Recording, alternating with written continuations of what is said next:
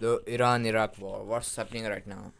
So the latest happening, as the news suggests, is that the Iranian people are forming human chains around power plants because the power plants are very important for them, and every functioning society needs electricity to run on. And because of that, the Iranians are very productive of their energy supplies, uh, the domestic energy supplies. Uh, and because of that they are forming human chains around the power plants, and this is a red line. If crossed, then Iran can potentially nuke the whole GCC countries. I mean, bombard them with bombs.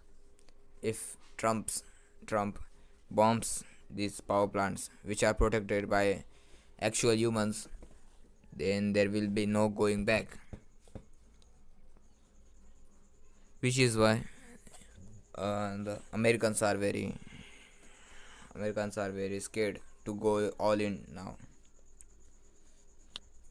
Another thing is that countries like USA, China, Southeast Asia, Australia, Canada, and some South American countries are seeing huge spike in gasoline prices. So gas is very hyped up right now, and the poor people are not buying enough oil to go around. And actually, in the summer, people in America likes to go on summer vacations, so they use their vehicles like vans and their vehicles. But due to lack of gasoline, that might not happen this year. So furthermore, the war is also affecting fertilizers. The fertilizer trade in the global trade is very crucial one, because the fertilizers, if you don't know, uh, they are the main which promote growth of crops around the world. So basically, the world population of 80% of world population is based on the fertilizer based crops. If the fertilizers were to go extinct, their supply were to go down, then potentially 1 or 2 billion people could starve across Africa, Southeast Asia, countries in South America, etc. The third world countries will starve.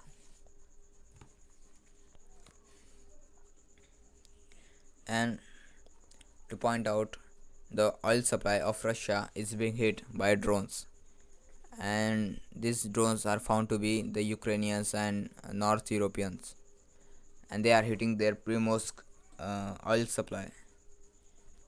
And to this day, Russia has lost about 40% of its oil, which indicates that America wants to hinder the Russian oil to promote its own Venezuelan oil, so it can sell the Venezuelan oil to third world countries like India, China. So, which means that this whole Gulf War is to create demand for oil, and this demand for oil will be supplied by American oil, it seems.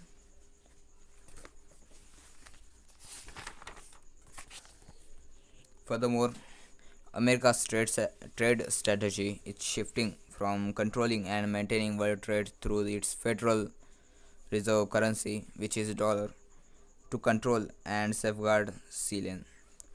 So America is dropping its strategy to control the global trade, to maintain it, you know, to put sanctions to every country, and to uh, benefit from the trade, because they are the global hegemon in the global currency of American dollar. So they are dropping this strategy to new one, which is controlling the sea lanes around the world. So if they control the sea lanes around the world, they can effectively control the trade of crucial oil, gas, fertilizers, as we said. And if this is to be, they can control fate of any country. Like if they control certain choke points like Panama Canal, Strait of Hormuz, the Bab al Mandeb, the Malacca Strait. If they control these choke points, then they can effectively control the global trade. They can control whose oil goes to where. So that is a huge leverage. People do not realize, but that is a huge leverage. Also, another fact that is very interesting, this has dropped, that the Germany has banned males from 70 to 45 to stay abroad more than 3 months. You know what this indicates? This indicates that uh, the Germany will go to war very soon, which is very highly indicative. So, whom against will it go to war? It is more likely that it will go to war against, if I'm to speculate, either Russia or America. But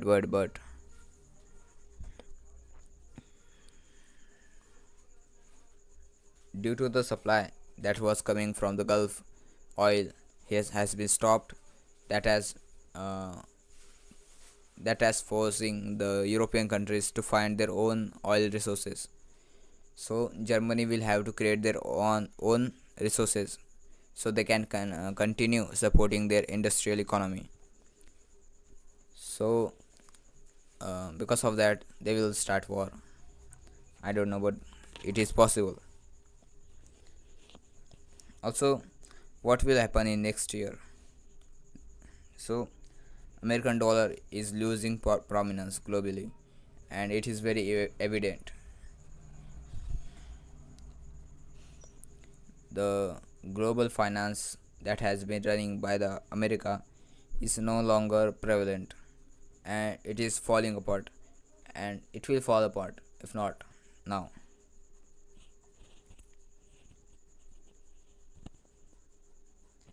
So the American strategy will be creating naval blockades around the world, like setting up their navy across Panama Canal, the Bab al Mandeb, the Strait of Hormuz, the Malacca Strait, and by controlling these lanes, by controlling these choke points, they can effectively control the global trade, as we said.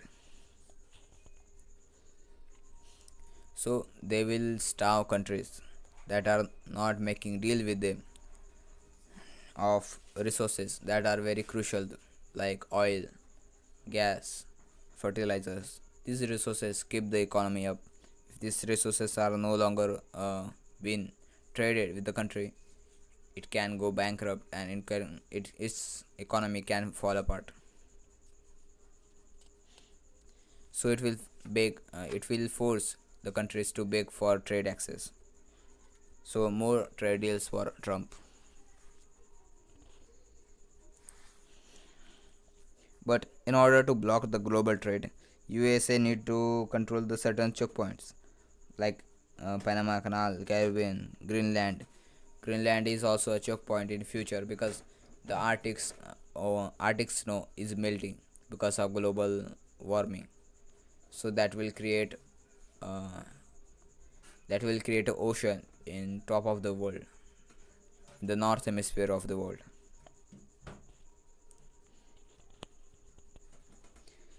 And Russia will militarize its own channel fleet to in order to engage in oceanic warfare with America, because uh, America is engaging, is fighting off Russian dominance of oil in global trade across world. So Russia will have to militarize its channel fleet. It will have to be more defensive, so in order to supply its oil to countries, because by selling the oil in globe, they are maintaining their war in Ukraine.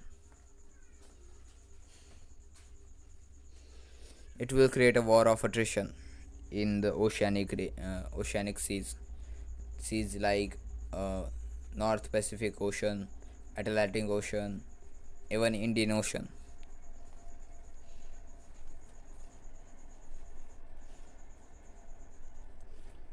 And in the coming days, after this happens, China will try to mediate between these two countries, the Russia and US. It will try to maintain peace because it benefits from the peace. If there is no longer peace, then uh, they are forced to go back into their country, you know. Also, Iran shot down a US F-15. How is that possible? uh, it is said that Iran does not have heavy air missile capability. To shot down American airplanes is a very high achievement. How is it possible? Because US Air Force is not designed to fight prolonged war. It is not designed to keep fighting like Russians are doing in Ukraine war, but short war. They are designed to fight short war, at most 2 week war. Due to fatigue, poor maintenance, and Iranian resilience, they are unable to take down these planes. The pilots of these planes are usually fatigued, usually tired because of the long session of they go through like training, etc. Also, maintaining these aircraft requires heavy dollars. It is very expensive, so they cut down the ages, and because of that, there can be some malfunctions in planes.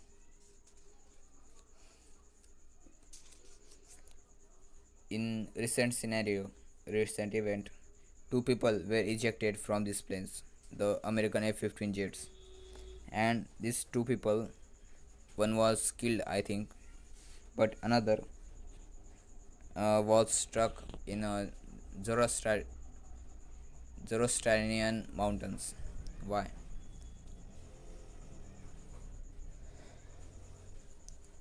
After he was ejected from the plane, he landed on Iranian soil deep within Iran. So it is said that he was hiding in Zoroastrian mountains. And Americans have their policy of leaving no man behind. You know, like movies like Saving Private Ryan and many more. The Black Hawk Down, that movie. In all these the war movies, they rescue their companion which is lost within war. So it is very popular mythology of leaving no man behind, rescuing who is left behind, to show the world their solidarity, their uh, you know it's kind of propaganda to show that they are humanistic, that they value human life. But all this stuff is optic and propaganda in itself. It is an mirage, you know.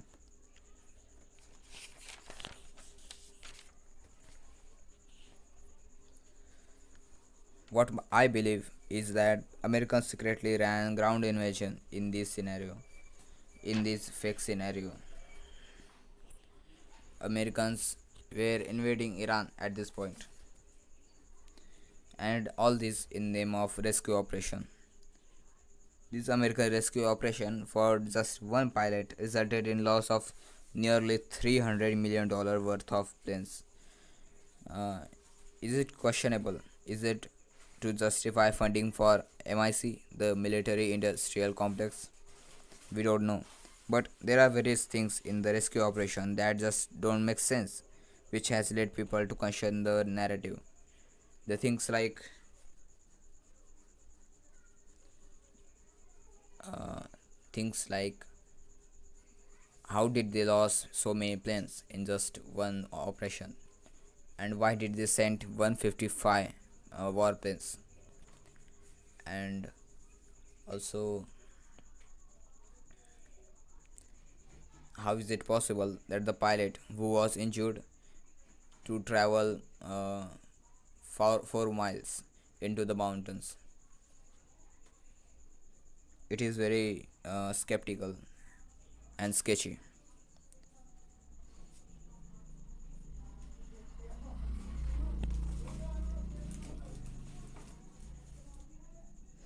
Many people believe that this operation was a failed ground invasion attempted to seize Iranian nuclear stockpile. So what they have done is that they were creating a makeshift landfill, air landfill, just adjacent to nuclear nuclear power plant of Iran.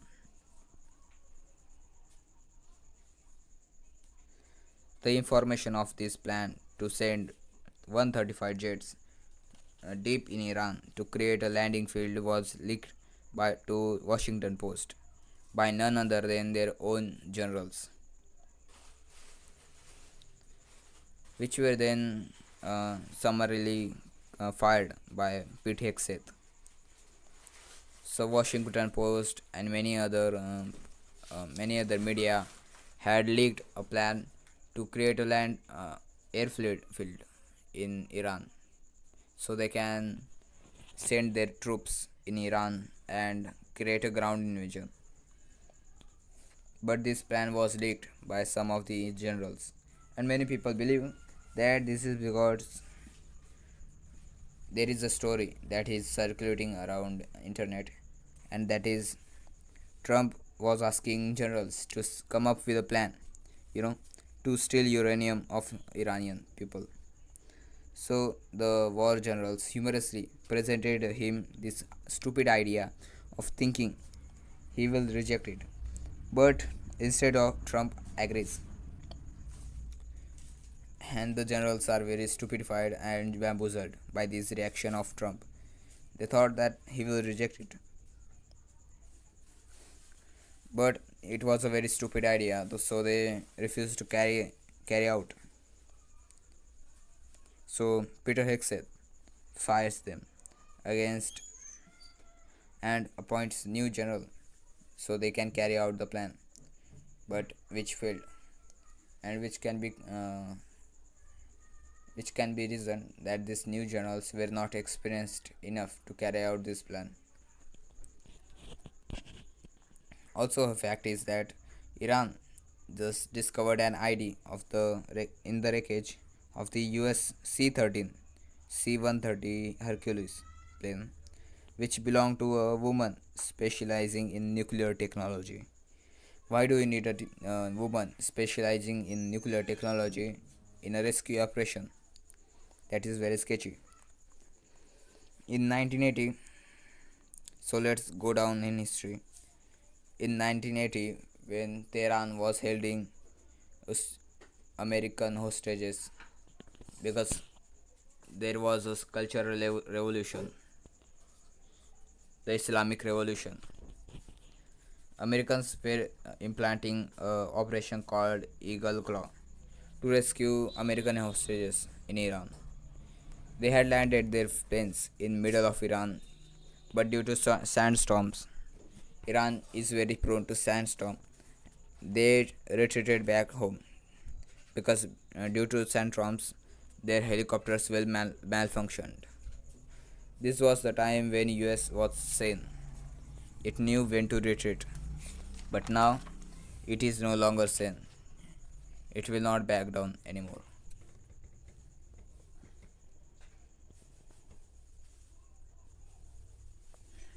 So, there are three things that you need to win the war. Win any war. And this is very generalized. But the first thing is economics. You need to maintain your resources and manage them carefully, because spending too much resources on just one little thing will cost you a lot in long term. The second thing is organization. It is the implementation of strategy by organizing things by cohesion, you know. So the plan is laid out but the carry out you need cohesion and implementation and execution. And the third is logistics. It is how you supply your troops in the war through planes, etc., sea lanes.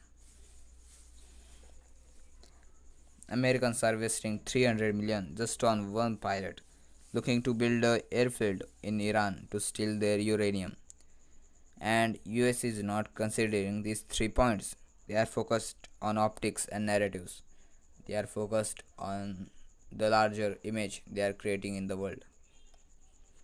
They are focused too much, I think, on spectacle. And why is that? Well, because uh, it is said that there is cooperation between Hollywood and Pentagon. For example, Saving Private Ryan, which was inspired by Abraham Lincoln's letter to a mother during American Civil War. In this letter, Abraham Lincoln says to his mother that I know you lost your 5 children in the war, and it is very grave thing to be. I am very deeply sorry for your loss. And this is considered to be a great letter of Abraham Lincoln.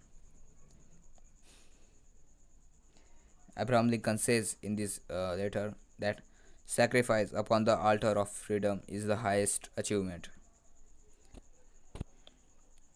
Another movie, which is a very good example of this cooperation between Hollywood and Pentagon, is Black Hawk Down. It is a very complete bullshit movie because Somalians actually treated the pilot well and let him go after the ransom was paid. But in the actual movie, Delta Force rigorously rescued the pilot from cruel, brutal Somalians.